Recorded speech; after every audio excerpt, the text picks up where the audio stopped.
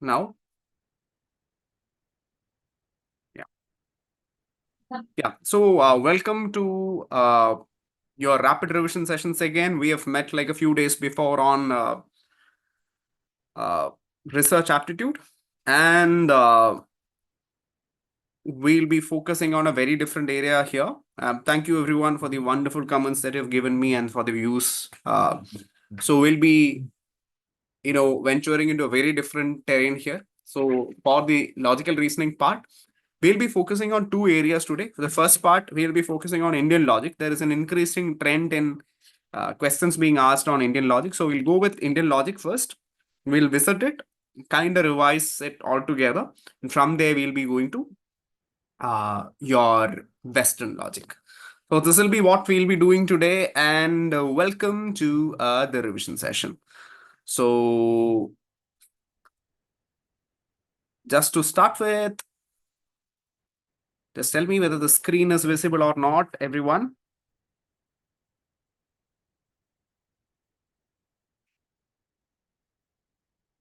Yeah.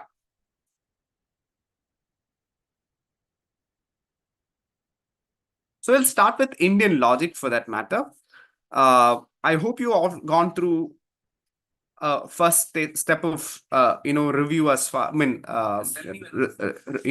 revision as far as logical reasoning and Indian logic is concerned. We'll now start with Indian logic. I have your first question here on your screen. So people on YouTube, people on live here with me, you can answer this with me.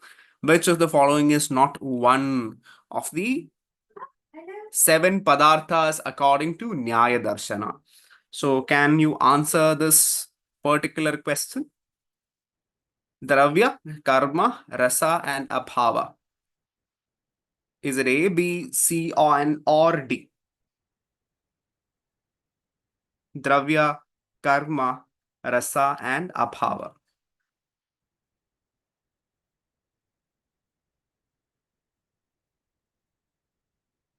So, Fox, your answers are, most of you are answering it perfectly well. The answer is, don't worry about it. This time I've prepared my explanations as well. Feel free to take your screenshots or to use it for later references. The answer is C, rasa. Why is it so?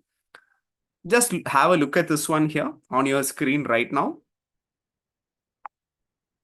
It is Dravya is the material cause for universe, or the substance which provides a basis of other categories, in which guna or the quality is at its attributes or refers to attributes or properties that are inherent in substances. Karma is movement or activity that occur with substances. It refers to movements for that matter. Samanya or generality refers to the universal qualities that allow different objects to be grouped under a common category. And there is also this category called Vishesha or particularity. Vishesha, or the word has got relevance because it has led to the words Visheshana. Vishesha or particulars for that matter, or particularity is a specific characteristics that differentiate one object with another from another within the same category.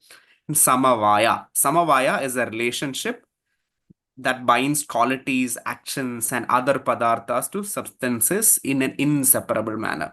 This might be complex, but let me break it down to you. See, it refers to this connection between a man as a person and what makes a man, the manliness associated with the man. And abhava. See, abhava or non-existence is also kind of considered as a quality for that matter. So when you're looking at Padarthas according to Nyaya Darshana, you will be looking at these major divisions: Guna, Karma, Samanya, Vishesha, Samavaya, Abhava. So can we move on to the next one? To the next question. In Nyaya philosophy, which of the following is considered a quality of or guna of space or akasha? What is associated with Akasha or space? Is it color, touch, sound, or smell? Can anybody answer this question? In Nyaya philosophy, which of the following is considered a quality of space or Akasha? Can anybody answer this question? Friends, what is it? Think Sir, is about it sound? Think about it. Just give it a thought. It is very good. As you said, it is sound. Very good. Excellent. So let's look at the elaboration of it, like in a very slow paced manner. Let's understand it and move on.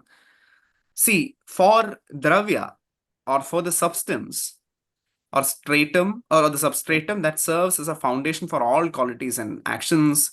Nyaya identifies nine types of Dravya, nine types of formative substances, among which you can identify all these substances. If you are interested, just you can right away take a screenshot. If you are interested, you can even use this for later references.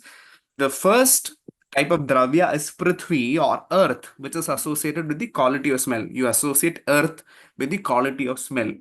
And up or jalam, you can call it in both ways. This refers to water. This is associated with the quality of taste. In Nyaya philosophy, you often associate water with sweetness. You associate water with sweetness. So you basically associate water with taste. Now you got tejas. Tejas or fire or light, which is associated with the quality of color. Quality of color for that matter. And Vayu is associated with the quality of touch. Vayu or air is associated with the quality of touch. And the question that we have asked, Akasha is associated with the quality of sound. Akasha or the space is associated with the quality of sound. And it's not kala, it's kala. Kala or time is the reference to the continuous non-perceptible entity that allows for the sequence of events. You are referring to time here. Next one is dik or direction. Direction is regarding the spatial coordinates. It's basically direction. It's just an elaboration of direction. The spatial coordination coordinates that enable the localization of objects in which particular place is that particular object located. That's it. It's all about dik. And next one is atma or the soul of a person, that conscious, eternal, and immaterial self. So you often consider the human body to be, divided between the mortal body and the eternal soul. So you are looking at the eternal soul in Atma. And you've got another concept called Manas or Manah or the mind, where you are referring to an internal sense organ responsible for cognition or understanding, desires, and your will. So you're looking at all these nine types of dravya. Questions can come on these nine types of dravya. They are Prithvi, Jalam, Tejas, Vayu, Kala, Dik, Atma, and Manas. Clear? Can you move on to the next one? Friends, right? All the friends in YouTube as well as those who've joined me in Zoom. Can we move on to the next one?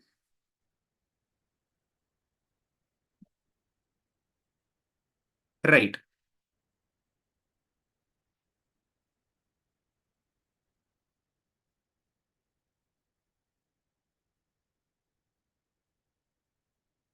Hope you're all preparing well for your exams. Just be focused. Don't study too much at this point of time. Just be focused on whatever you have studied. Just revise it and be calm and composed when it comes to your study. Now, I welcome you all to your next question here. According to Nyaya, how many substances are recognized? This is a very easy question. How many substances are recognized in Nyaya? Can anybody tell me? So I'm waiting for answers from my YouTube live chat as well. This is very, very easy, dears. I know that you're all preparing well for your exams. Can you just give me the answer for this? The answer is As we have discussed in an earlier question, the answer is 9. We have discussed this, okay? I hope you have not missed any, nobody has missed this answer, and I feel very happy for that. Very good. We have just discussed it in the last question. Then in Nyaya Darshan, what is the term for real experience or direct perception? Is it aprama, yathartha, ayathartha, or smriti? You've got this question on your screen right now. In Nyaya Darshana, what is the term for real experience or direct perception? Aprama, yathartha, ayathartha, or smriti? Can we all have the answers here from those who are there in YouTube and those who are here with me in Zoom?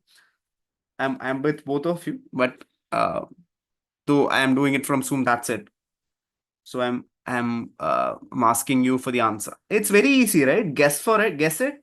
Like even if you don't know the answer, what is the most possible guess here? Can you all go with it, dear ones? It's very, very, very easy. It is very good, everyone. You're all getting it right. Far, far better. This is B, Yathartha. So now it needs a bit of explanation. See, buddhi or our intellect or our knowledge is divided into two main categories. Okay? Which is smriti, which is called remembrance. Smriti is as if like the way in which you recall your, the way in which you recall your experiences. Smriti or remembrance, which is the ability to recall your experience or knowledge for that matter. And also called, you also called anubhava. Anubhava is the experience of it. As if you are, you kind of acquire knowledge by directly experiencing knowledge, for example. You've got two divisions. First one is smriti and second one is anubhava. And you've also got in anubhava, you have got in experience, you've got two types of experiences. One is yathartha and the other one is ayathartha. One is yathartha and the other one is ayathartha, which we have discussed in the question, dear ones. Yathartha refers to real experience. Real experience as if you are directly perceiving reality, which is also known as prama. Okay, this prama comes here. Direct and accurate perception of reality, also known as prama, and ayathartha, which is illusionary or false perception, known as aprama. For example, mistaking a rope for a snake in the dark. So you have got two types of buddhi. In buddhi, in or intellect or knowledge, you've got two types. The first one is smriti, which is remembrance, and the second one is anubhava. Anubhava is further divided into two, which is yathartha and ayathartha. And in yathartha, you're looking at direct perception of reality or the real experience, and ayathartha, where you're looking at unreal experiences. Clear? Can we go on to the next one? Dear ones, can we move on to the next one now?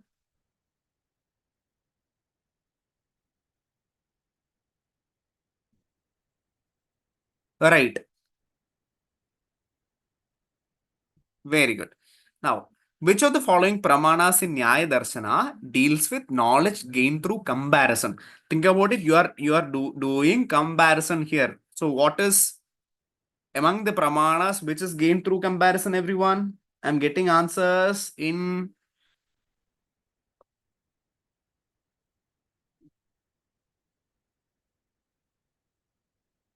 Can I also get my answers in YouTube as well? Everyone, which is the right answer? Is it Anumana, Upamana, Pratyaksha, or Shabda? Very good. Most of you are answering it perfectly well. You're all gonna crack net, I think. The answer is B, Upamana. Let's start discussing about it. See, in Pramanas, Nyaya recognizes four types of Pramanas, okay? In four types of Pramanas, we have got number one, Pratyaksha Pramana or Pratyaksha or perception, where you gain knowledge through direct sensory perception. This is something that we discussed in the last slide. if you all remember it. Pratyaksha, where knowledge is gained through direct sensory perception. And you got the next one regarding anumana or inference.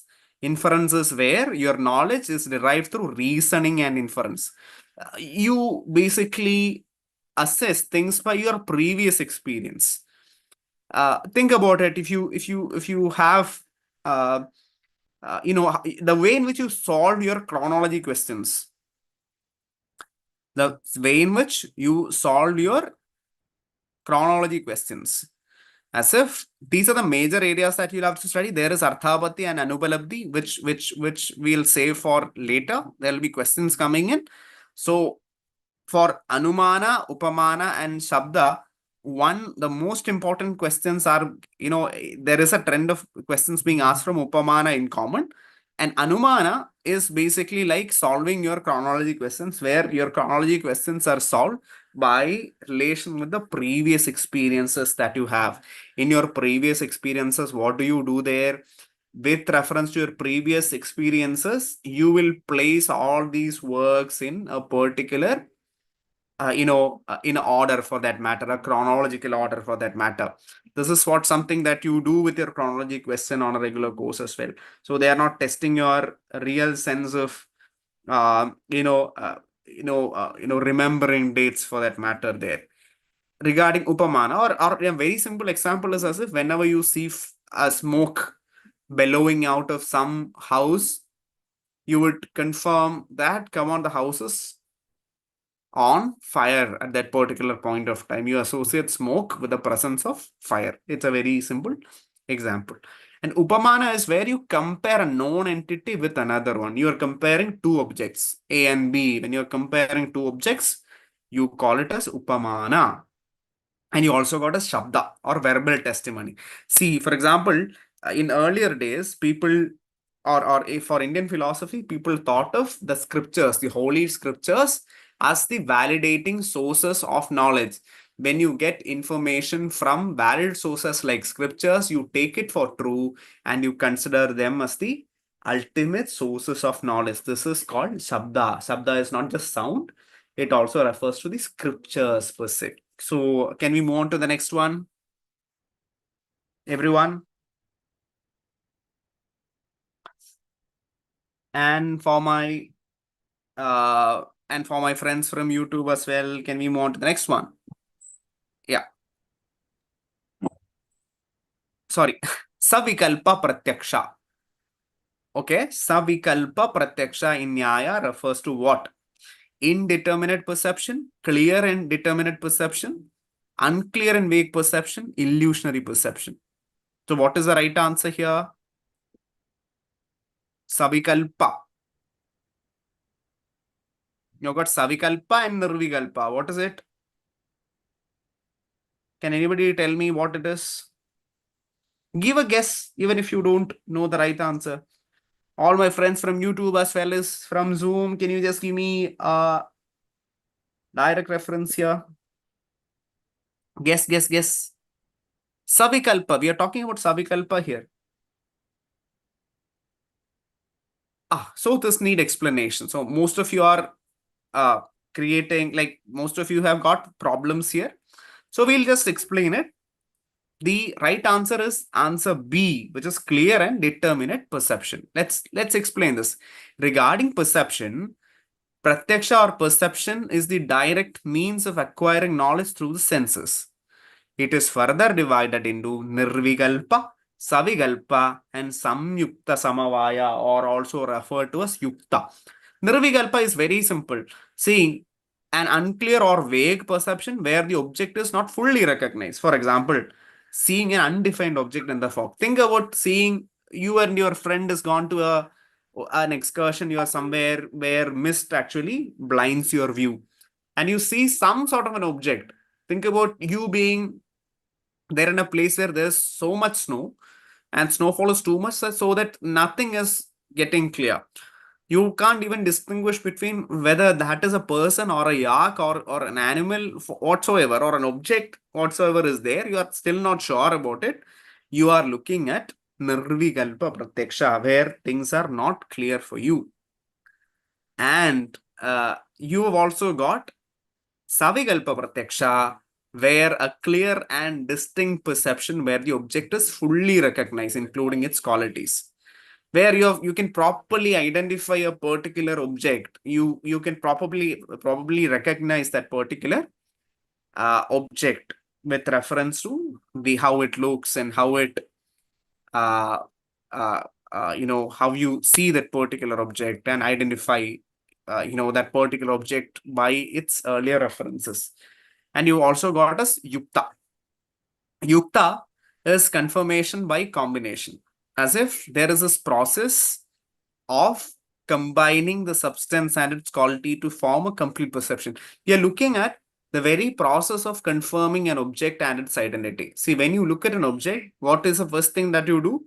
You would sense that object with your immediate sensory organs and compare that particular object with the exactly with the already known facts about the world.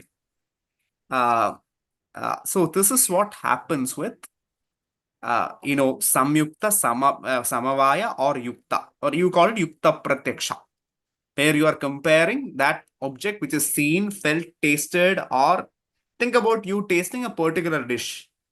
And with the experience that you have regarding tasting this dish in an earlier day, you would compare it with that particular dish and say that, come on, even if you are blindfolded, you would right away say that, I can understand this taste. This taste is of a different food. This is it. I am confirming it.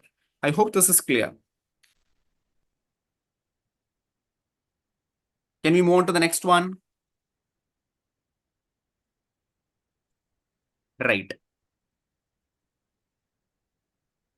So we are doing a very, very quick review of this. Which of the following is an example of Purvavat Anumana, a priori inference in Nyaya, inferring rain from the sight of dark clouds? You can identify this from, in a very easy way. Even if you know a priori, or even if you know Purvavat Anumana, you can clear this. Inferring rain from the sight of dark clouds, inferring fire from the sight of smoke, inferring a flooded river from the past rain, inferring a person's presence from their voice. What is it? Purvavat Anumana.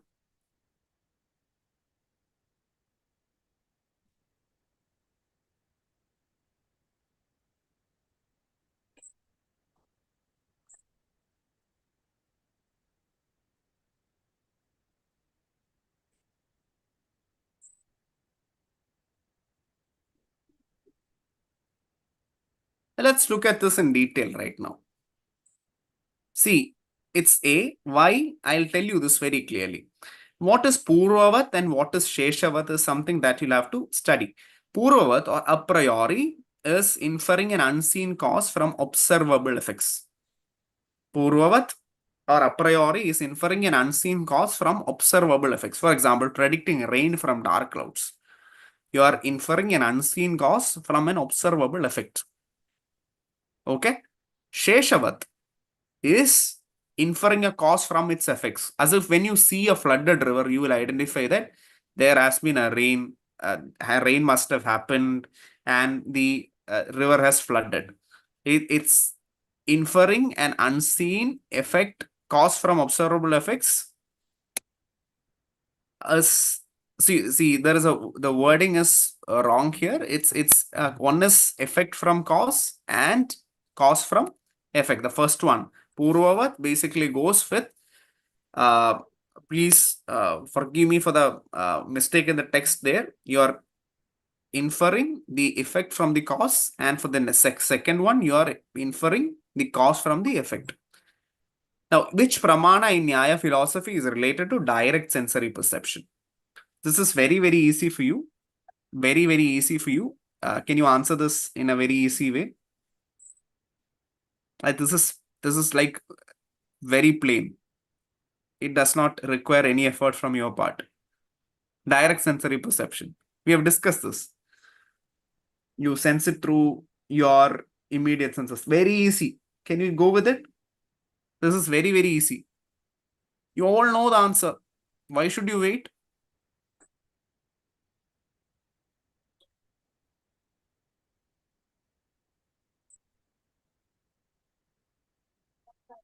Yes, this is very simple, Fox. This is D. Yes, Pratyaksha. We have discussed this in detail in the, like, I think 3 or 4 slides ago. So this is Pratyaksha, Anumana, Upamana, and Shabda. Yeah. Pramana, Shabda in Nyaya philosophy is defined as knowledge acquired through.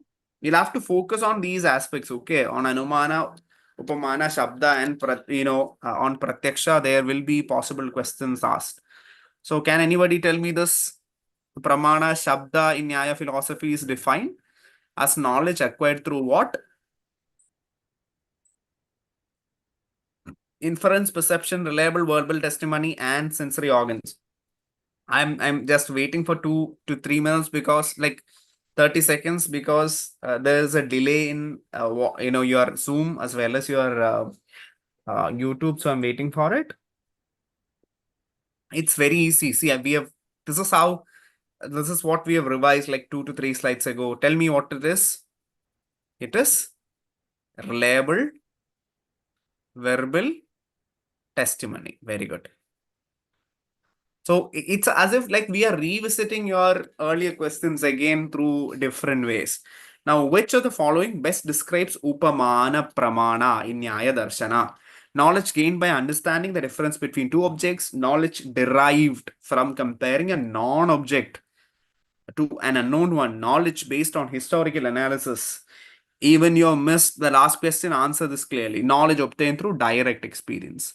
Upamana, you all know this.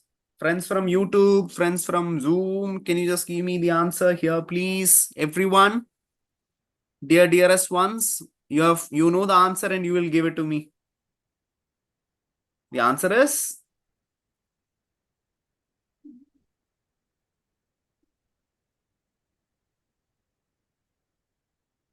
read A and B very carefully, okay? Be very careful when you read the options. One critical mistake that you all make is in reading your questions properly.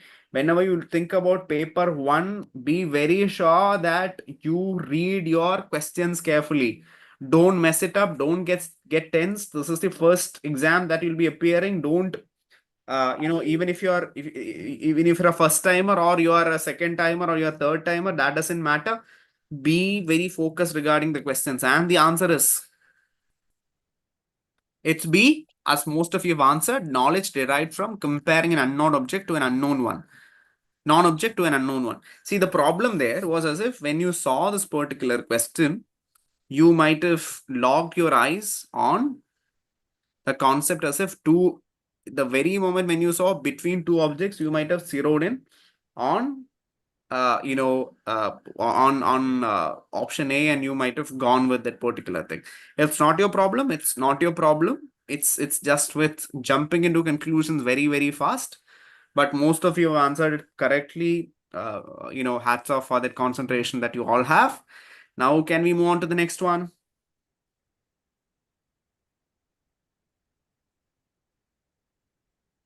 What type of logic deals with the form rather than the content of the arguments? So we are heading to Western logic here. What type of logic deals with the form rather than the content of arguments? Can anybody tell me this? What type of logic deals with the form rather than the content of it? Can anybody tell me this?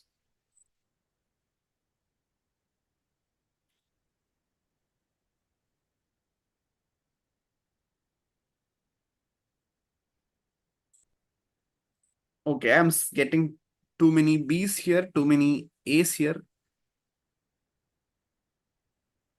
We'll discuss one by one, don't worry about it. The revision is all about brushing up your memory. So even if you get it wrong, all right, that doesn't matter here. And the answer is, as most of you have, right, guessed it right, it is symbolic logic. Let's look at each and every, if you're using your phone, like if you're using seeing this from YouTube, switch to landscape mode, you will see it better. Symbolic logic uses symbols and formulas to represent logical expression and their relationship, focusing on form rather than content. For example, in symbolic logic, if P then Q, it can be expressed as P arrow Q. Can you see this? Like you can switch that to landscape mode for those in YouTube. You can see that, right? And in inductive logic involves drawing general conclusions based on specific observation or examples, often leading to probable but not certain conclusion. For example, observing that the sun has risen in the east every day so far, you conclude that the sun always rises in the east because you are going with a general conclusion with reference to the specific observations that you have made. You have seen sun rising in the east, and with that you will guess that, come on, sun usually rises in the east. If that is it, that is called as inductive logic. You are inducing your information from the general experience that you have. Got it? Can we move on to the next one, like the next type of logic? We're just brushing up our memory. I hope these things are working well for you. And then we are going to deductive logic. What about you? Like, are you getting this? Right. So we are going with deductive logic. Deductive logic is more interesting. See, uh, inductive logic was all about from your a specific observation, you are going with general conclusion. As a specific observation was, you see sun rising in the east, and the general conclusion that you made was that sun usually rises in the east. That's it, your general conclusion. Deductive logic is the other way around, as if you will be going to specific conclusions from general principle. For example, all humans are mortal. This is a general principle, like we all die. Socrates is a human. That is also a general principle. Like you're observing Socrates. Socrates is also a human being. So you conclude that Socrates is mortal. You've got general principles to start with. All humans are mortal. Then you go with specific conclusion. Seeing that Socrates is a human being or A is a human being, you conclude that Socrates is mortal. This is called as deductive logic. Inductive logic is the other way around. I hope these two are clear for you, like regarding inductive logic and deductive logic. Both are clear, right? Everyone? Yeah, thank you. And regarding informal logic explains, yeah, informal logic examines everyday reasoning. Can I just a second? There is a problem with. സുന്ദരി ആയിട്ട് വരും കിടന്നുറങ്ങ. Can you? Sorry. Compliments ഒന്നും കിട്ടിയില്ല ഡ്രസ്സിന്. There's some sort of a disturbance coming in. Let me deal with it. Just a second. Excuse me. Can you all take care of your mic? Don't. Yeah. Thank you so much. Now, regarding informal logic examines everyday reasoning and arguments, focusing on content and context rather than formal structure, often dealing with logical fallacy. See, this is a very, a very general reasoning that you make in your daily lives. For example, you're not looking at formal structures or any proper analysis or anything. For example, let's say that one of your friends clear UGC JRF. Your friend A or B clears UGC JRF. Will you take your advice from that person, or will you take an advice from a person who has lost it thrice? On a normal course, what will you do? You would normally take the advice from the person who has cleared JRF, right? Logically, this is right, but this is wrong. What I would suggest is to take an advice from the person who has lost it. Just because of this very simple reason that he can give you advices on where have you gone wrong. How about both? Yes, that can also be done, Anil. That's also perfect. It's all, I mean, like, it's all up to you from whom you take your wish. Informal logic, therefore, follows no specific construct. This is a thing. See, you can take advice from both because you don't follow a specific, construct of a logical arguments here. You're basically going informal. Clear? Can we move on to the next question, everyone? Right. The next question is, what is the difference between deductive and inductive logic? Think about it. We have discussed this here. Deductive logic is probabilistic, where inductive logic is definitive. Deductive logic starts with specific observation, while inductive logic starts with general principles. Deductive logic moves from general to specific, while inductive logic moves from specific to general. Deductive logic is based on analogy, while inductive logic is based on causality. Now you get it. See, most of the complex questions that you would encounter in logic or in paper one are basically rooted in very simple, basic understanding of the concepts, nothing else. It's very easy. How did you clear this? Most of you? You all said C. Why? This is just because of this very simple reason that when you think about the concept in its very simple form, your questions, however hard they may seem, would become so easy. I hope you got it. So don't think about it in like a very complex kind of a thought. You'll have to understand the concepts in its very simple, pure form so that you will be able to answer it. Don't make it more complicated. Okay? Got it, everyone? Right. So don't mess it up. Just be very simple.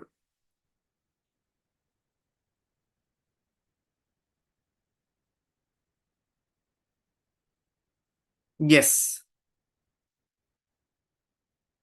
And Shruti, Sri Kumar, one of our students, has made this wonderful coding for it called DGP and IPG. DGP, as a even remembering DGP or Director General of Police would be interesting, where D, means deductive, general, G for goes for general, and P goes for particular. Deductive, general to particular, and inductive is inductive, particular, general. So you only need to remember deductive, general to particular. It's very interesting. Even see, just study it in whatever way it fits you. For me, it was a very different way. I started devising my own plans for it to make it very, very simple, to cut it down to smaller bits and pieces so that you'll understand it better. So obviously my strategy goes like this. Everybody will have their own strategies. Feel free to follow whichever is okay with you. Which fallacy is committed when somebody, we are looking at fallacies right now. Which fallacy is committed when somebody concludes that a claim is true simply because many people believe in it? What is a fallacy here, everyone? What is a fallacy here? Feel free to make mistakes when you discuss a question. This is very easy. Everyone, no, most of you are answering yes. As you all answered, this is ad populum or appeal to popularity. Because so many people believe in it, you take it for granted that this is true. Let's look at each and every one being discussed here. The first one is slippery slope, right? The slippery slope occurs when someone argues that a relatively small first step will inevitably lead to the chain of related events culminating in a significant impact. The argument assumes that a certain action will trigger a series of other actions without providing enough evidence for the inevitability of these connections. I'll put that in example that you'll all understand. We'll get there. Just give us a particular. Just give me a few 2 minutes before after I finish my conventional example, I'll give you an example that you'll all understand. If we allow students to redo their reassign assignments, soon they'll expect to retake every exam they fail, and eventually they'll demand to pass courses without doing any work at all. An example that you'd all understand is that regarding slippery slope is the advices your aunties or uncles gave you after you cleared your your class 12th and chose a particular course. So they would become the Bhavishyawanis. They would suggest you that, come on, if you if you selected this course, your life is gonna be a mess. Or they'll be suggesting you as if they'll go draw conclusions very easily. And most of the people who are judgmental usually go by this particular fallacy. They will they'll draw out the entire plan just by reference to the small event that happens in your life. I hope you've all experienced that in your life at some point or another. A lot. Thank you.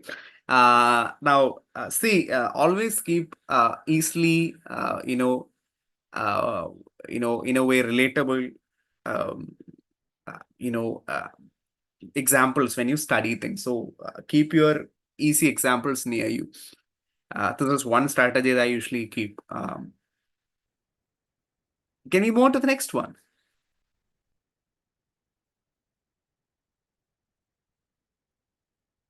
Yeah. Appeal to authority. See, appeal to authority is something that happens on a day-to-day basis. So this is appeal to authority fallacy happens when someone claims that a belief is true because an authority or expert supports it without considering whether the authority is genuinely knowledgeable on the topic or if the argument itself is sound. Relying on the authority alone without examining the evidence is problematic. See, when a celebrity nutritionist basically tells you as if this diet must be the best. See, this is used in a very common way by certain toothpaste. If you have seen it, like there will be these toothpaste ad campaigns which will basically tell you uh, this is suggested by dentists, so that you should use this particular toothpaste. So there you see appeal to authority. I hope you all seen that ad. I'm not referring to the brand here. This particular brand of toothpaste is highly recommended by dentists to deal with your sensitivity of teeth, for example. Yes, for everything. So even the 30 rupee, Labiba, one of my students, has put it here as if you always see this advertisement of a 30 rupee soap, used by film stars. Yes, and you trusting Google for every sickness, as Ruhi said. See, most of you might have experienced this in your life in some day or the other. Yeah, yeah, free therapy sessions. Even me, the idiot, who's giving you the sessions on how to crack it. So obviously, even myself forms part of this appeal to authority here. Okay, so this happens a lot. So even I am appeal. I mean, I am a fallacy for that. Uh, and we'll go to the next one. Ad populum. This is something that we discussed as a part of the question itself. So I'm not revisiting it again. It will be a waste of your time. Just you can screen freeze, take this. As if you're appealing to popularity. Too many people believes a particular thing. You always go by this. Everyone is using this particular new phone, so this is the best one that is available. A particular brand of car being endorsed by most of the people around, and you'll go with it. Or a fruit drink for that matter, or a particular and ad campaigns usually use this kind of an inferiority to, I guess, following a trend or following a particular set of reel when TikTok was like kind of ruling the world. Yeah, exactly, Anuradha. And there will be things which will be trending, quote unquote. You usually go by that particular trend. This happens. So usually this happens to everyone, which includes me. Even I go with an ad popular. False dilemma for that matter. False dilemma or false dichotomy is a fallacy that presents only two options when in fact more options exist. It simplifies complex issues by reducing them to either or choice. Either you'll have to either this or this. You are either with us or against us. So you don't have any other options. So if you have two prominent political parties in a country, whether you are either with one party or the other party. People won't take it for granted that you have got a political position of your own, which is very different from the major streams. I hope you got it. If you don't cater to two major streams, you are you are not even if you have a political opinion, you are not considered to be. So he might be a guy of that other party, or the girl who caters sentiments for that other party, or a girl who works for the other party. So this will be the thought. So you are either here or there, and you don't have a voice of your own. So this happens a lot. This is a very common thing in your everyday discussion. So this is very, very important. So, and don't think about these fallacies just as a matter which is required for UGC NET exams, or NT NET as it is called right now. This is squarely applicable for, yes, for all your life. There are political comments coming in the group, which I'd stay away from as of now. So, which fallacy involves distracting from a main issue by introducing an irrelevant topic? So, this is your next question. Can I see the answers coming in? We are almost heading towards the end of the time. So, can you all give me the answers here, everyone? This is very easy, right? Yeah, I mean, YouTube now, I think it's there light low. So can you tell me, like, what is the right answer here, everyone? It's very easy. It's very, very easy. I've already started getting the right answer. So can everybody tell me, like, what is it all about? This is, man, this is really easy. This is very good, everyone. Even in YouTube, like YouTube, I'm getting right answers right now. So it's time we break it. This is a red herring. We'll talk a bit about red herring as well. So red herring fallacy occurs when someone introduces an irrelevant topic to divert attention from the main issue at hand. Obviously, this is done very brilliantly by medias, political parties, etc., where you've got a major issue at hand, where you'll be discussing a very serious thing, and there will be some sort of a reference coming in middle. The country is now discussing about a very serious rape incident that happened, a molestation, and a brutal act of murder. Maybe there will be some irrelevant topic coming in between, and you will be distracted about it. It can be a popular story. It can be a popular story from among celebrities or anybody. Don't be distracted by red herrings. Be focused. Not just this, but everywhere.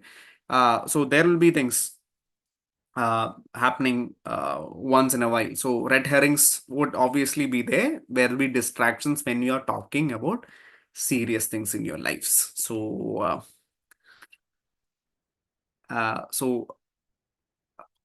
be careful about red herrings.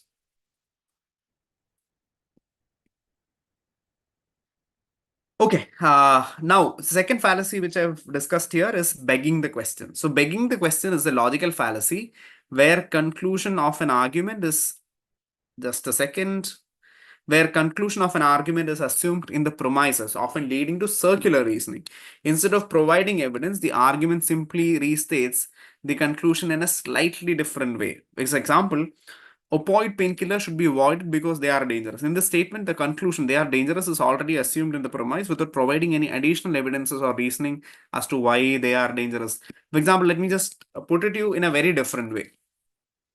See, they tell you that a blank statement would be given to you. Your parents might have told you this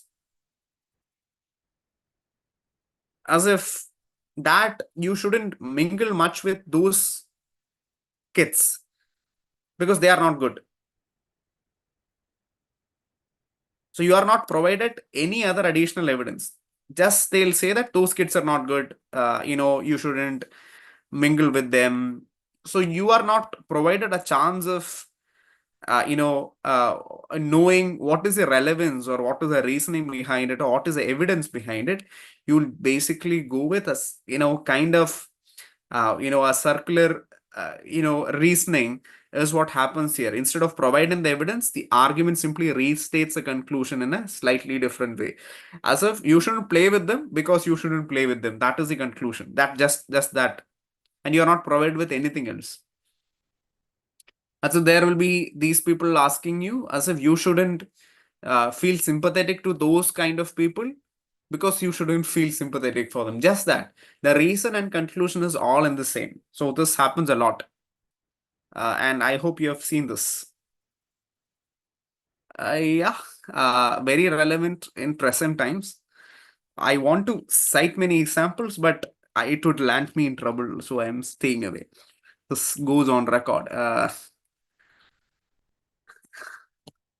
No comments. I'm receiving certain direct messages, so no comments. A false analogy. Um, False analogy fallacy occurs when an argument is based on a misleading or implausible comparison between two things that are not truly alike in the relevant aspects. The analogy might seem convincing on the surface, but it fails under scrutiny because the differences between the two items are so significant. Employees are like nails, just as nails must be hit in the head to make them work. So must employees be managed with a firm hand. See, think about a despotic management asking its employees to be just the tools to be worked with so that they are to be squeezed and they are to be dealt with an iron fist. So you are using a analogy which is not proper for the situation. You use this everywhere. For example, uh, think about your own personal lives where these unfair comparisons happen. Unfair comparisons happen in your regular life, whether it's political, social life, etc. Where if somebody wants to state something, they would compare you with a particular object. For example, parents, for example, in abusive parenting, this happens a lot, where there'll be these comparisons made regarding, it can be regarding your professional interest, it can be regarding your educational interest. There will be this, yeah, there will be these things done. So they'll always, it's always come as if comparing apples to oranges. They'll have this comparison. Margie has commented that you are being, you often get compared to Sharmaji's son. So everybody gets compared to Sharmaji's son at one point of time. And Sharma ji ka beta is always relevant. Whether it's in our parents' times or the present, you always see this comparison happening. So this bad analogy results in a bad inference as well. So there is obviously the thing that happens. So you would always compare the, to think about, let's for a brilliant student, the best person in literature might not even know bit about the year in which Chaucer was born, but unfortunately, we have got our parameters to decide who is the best student in literature. For that matter, best literature student obviously writes better. If you are talking about logic here, if science is for scientists, a good student of literature should write. Food for thought. Before we end our session, this is 10 o'clock. We have got just 1 hour dedicated for the session. So we'll end with this appeal to emotion and appeal to emotion, where this is something which is very common, where you involve this particular fallacy involve manipulating emotions like fear, pity, or anger rather than using logical reasoning to make an argument. So you'll be focusing on these emotional aspects rather, in a way to tweak the reality. You'll be focusing on, in a way, playing with people's emotions to deliver a particular content without any questions being asked. You usually go with these things. Usually, what you're, uh, you know, uh, how should I put it? Usually, how your policy companies work. What if something happens to you tomorrow? Who will be there to take care of your children and your wife? And they are looking at the worst case scenario here and asking you to be, quite, they're playing to your emotions here, or the way in which young girls are forced to marry dumbos at points of time, where uh, I've I've been rearing you up from this young age, and I've taken you here. You should marry this bloody guy at the end of your life. And at many points of time, this is what happens. So manipulation happens, playing to emotions, playing to your pity, playing to your fear. This happens a lot in our lives. So this is another thing. See, this is why I usually say that. See, this is unfortunately this is where we'll have to end our session. This is why I usually say that this is not as boring as you have imagined. When you look about logical reasoning, there is much of it with which you can connect with your lives. So, as a parting word, this is where our rapid revision sent to my dear, dearest children, to my dear, dearest students over here. Let me just tell you this: be very, be very calm tomorrow, and take a deep breath. Do whatever you want to do. Watch a movie. Walk out. Go out with your friends. Take care of yourself. Don't be adventurous. Too much adventurous tomorrow. You have got an exam to attend day after tomorrow. Eat well and keep your health up. Sleep well tomorrow if you would like. Sleep for more hours. And all my prayers are there with you. And I hope that you all come out in flying colors and crack this somehow. So I'm like any of your good friends. I'm also waiting for a very good result for you. Take care, everyone, and be healthy, and you know, and come out with a very brilliant score in your JRF. And financial independence is very important. So crack your JRF, get some money, do your research, and be brilliant academicians. Thank you so much for joining me for the last for the last 2 sessions I've been doing research aptitude as a logical on logical reasoning. So hopefully it has benefited you somehow. And wishing to I do wish that we see again in some time. So thank you so much, everyone. So take care, okay, and be be happy, and that's all matters at the end of the day. Take care. Bye bye. Well, thank you for your beautiful words, dear ones, for everyone.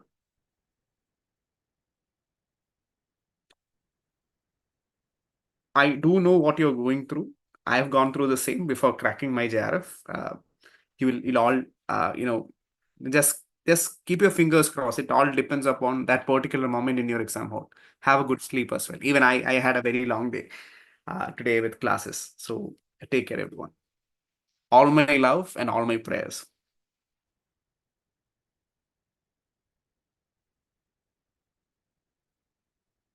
Yeah, thank you, everyone. Thank you so much.